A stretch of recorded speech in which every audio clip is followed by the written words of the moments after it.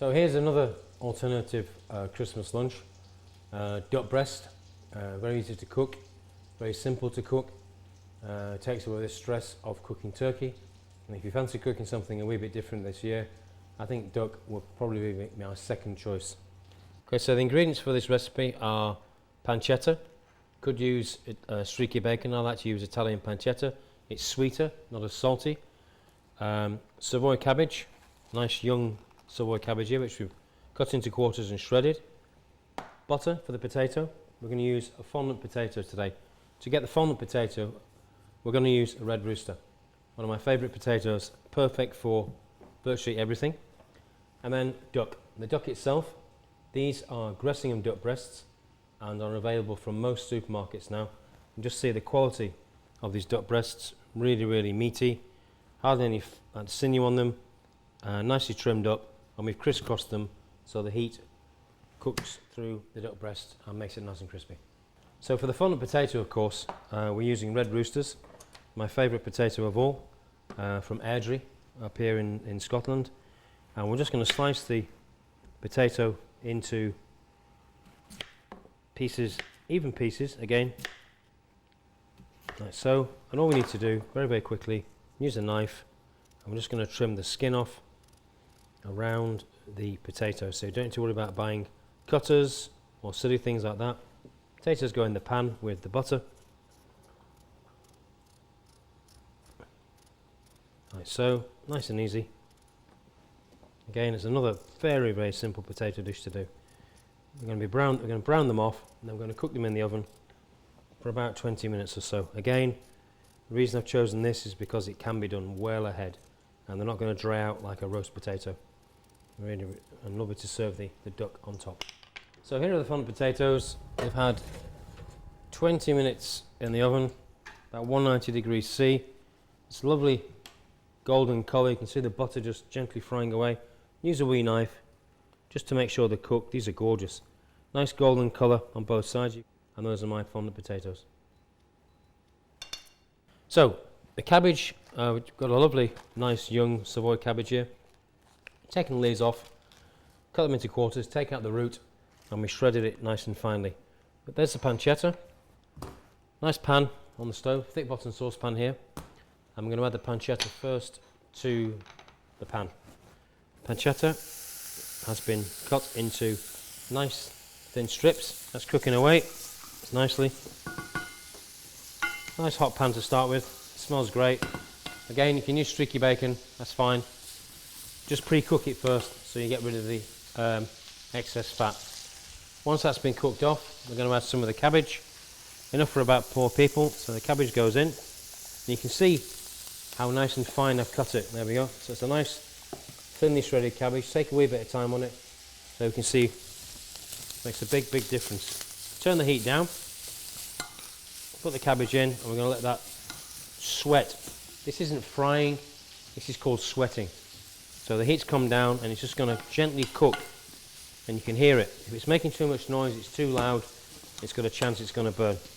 So we're just sweating that off nicely, and you can see already that the cabbage is starting to drop in the fat of the pancetta. While the cabbage is cooking, we've added a wee bit of cream, seasoned it with salt and pepper, and we've got the duck breasts. Duck breasts have been cooking for about 10 minutes, and we use a non-stick frying pan which we've preheated. And we don't put any fat in the frying pan at all prior to cooking. But what's important is the frying pan is very, very hot before the duck goes in. So the duck breast starts cooking immediately, and it must go in skin side down, which is that. And you can see here the skin's got a lovely golden colour here, and it's almost ready. We're going to take that for about 10 to 12 minutes. It's had 8 minutes already, so we're just going to pop that in the oven for a wee moment just to finish it off. Back in the oven for about 4 minutes, and that's going to be ready to serve. So the ducks have had their additional 4 minutes. Take them out of the oven, and you can see a lovely golden colour. They're in their own juices. There was no added fat in the frying pan. I'm going to take them out, and I'm going to let them rest for a wee while. The fat, please don't throw it away. When it's cooled off, put it in a wee container.